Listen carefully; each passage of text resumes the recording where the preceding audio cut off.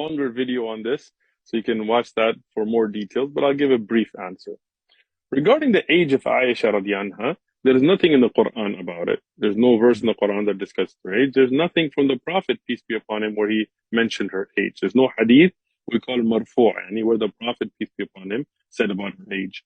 We do have narrations from her, and we have some in Bukhari, and we have some in Muslim. The one in Sahih Muslim, for example, it mentions that she was 7 at the age of engagement, where the engagement took place, and she was 9 at the time of the actual consummation of marriage. The one in Bukhari, one of them, and another one in Sahih Muslim mentioned 6 and 9, and so on. So, and these are authentic narrations. Imam Muslim has Sahih Muslim. The most famous explanation is called Sharh of Sahih Muslim by Imam An-Nawawi. Imam An-Nawawi, a later scholar, but still a very classic scholar. He discusses the differences, why different ages were given, and so on. So this is not something we're rewriting history with or something. Rather, what we do know is that ages were not well kept at that time because there was no calendar. Imagine if I asked her age, but there was no date. There was no 1990, 1980, 2000, none of that, right? Basically, the Arabs would go by the events of a year, like the year of the elephant, where the elephants attacked Mecca or so on.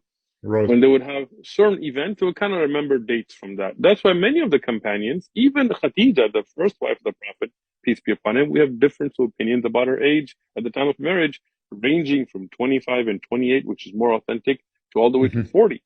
40, A big right? range. Yeah.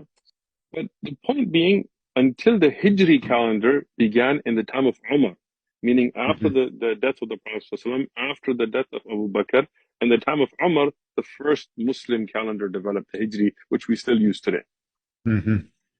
So how would she really know her age? Why did she give 2 different ages? Probably because this was an estimate based on what people told her. It doesn't mean that she's a weak narrator. She's a very strong narrator of hadith. She's amazing. But obviously, she wasn't present-minded at her own birth, right? Meaning, if you ask me my age, I'm going to ask somebody like my mom or check my passport or my birth certificate. Well, if you don't have a passport or a birth certificate, not even a year numbering system, then basically you're going to rely upon other people, older sister. Hey, when was I born? Well, I think you were born around this 8 years. You're about this age. It's going to be an approximate. And there are some narrations. Even my father's generation, he doesn't exactly know when he was born. It's an estimate as well, and that's just one generation back in Macedonia. Exactly. Even if you look at a lot of the Somali citizens that we have in America today, all of their birth dates are January 1st. I don't know what happened 9 months before January 1st, but so this whole big deal that has been made is just trying to distract. What we do know from authentic hadith that she was already engaged at that time. So that means in the Arabian society, whatever age she exactly was, it was the age that girls would usually get engaged, and they would wait till they were physically capable of bearing children, which usually would be indicated through haid, which is the menstrual cycle, which is the natural way of letting you know a woman is ready. And then they would go ahead and consummate the marriage. So that was society of that time. And that was correct. And none of the pagans, none of the enemies of Islam ever objected to that marriage as unusual for that society. So now let's talk about recent time. My grandmother was married at 14. My other grandmother, on the other side, was married at 12, right? Yeah. And that is just, like I said, and like you said, it's very recent. Now, today in America, we would find that unacceptable, right? But it is incorrect for us to judge history by our standards, right? Because today, why do we not have girls get married at 14 and 15, for example, is because they got to finish high school and they want to go to college. Yeah, that's true. But in a society where you don't have high school, you don't have middle school, you don't have elementary school, you don't have colleges, you don't have universities, once a boy is physically capable, he gets married. Once a girl is physically, naturally indicative that she can produce children, she gets married. That's how that society runs. So the marriage of Aisha was at an age that was perfectly acceptable for the society of that time. Whether she was 9 at the time when they actually consummated, or older, as her older sister, some of the narrations mention, it doesn't really matter. What Mm. matters is that she was of the right age for marriage for that society.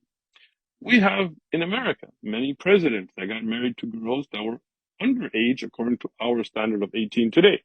We Yes. have Elvis Presley Elvis married Presley. a younger Yeah. girl. You have, I mean, if you go to Europe, all your kings, right? Yeah. And so Mm.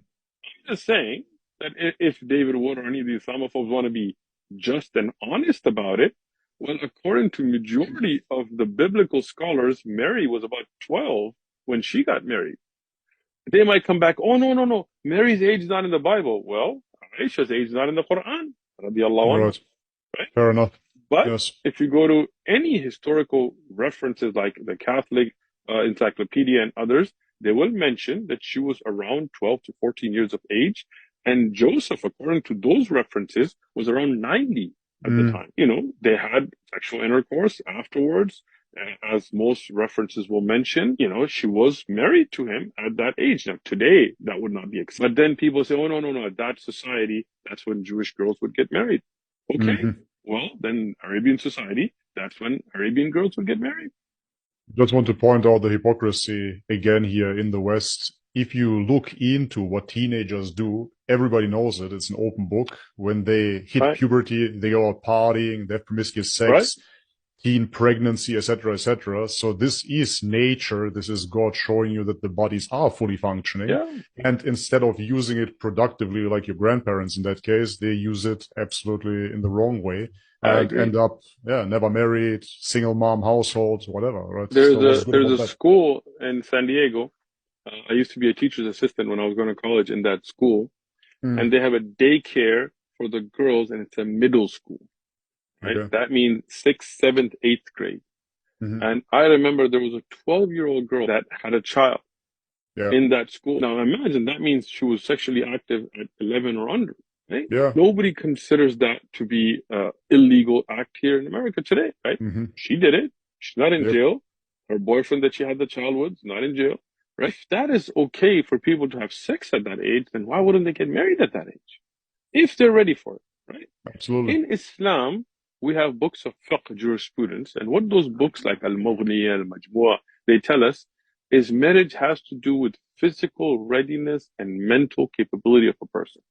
Meaning, if Hmm. you're in a society where through menstrual cycles or whatever else, you are ready, and that's not the only thing. There are other indicators that can be taken for sexual intercourse, and you want to get married at that age, we cannot say, no, you cannot. Sure. In accordance to the society of that time, and this is why none of the polytheists, none of the Jews or Christians or atheists or anybody else in that society ever objected to that marriage because that was Hmm. the norm of society. Makes sense. Okay, let's move on to the next one.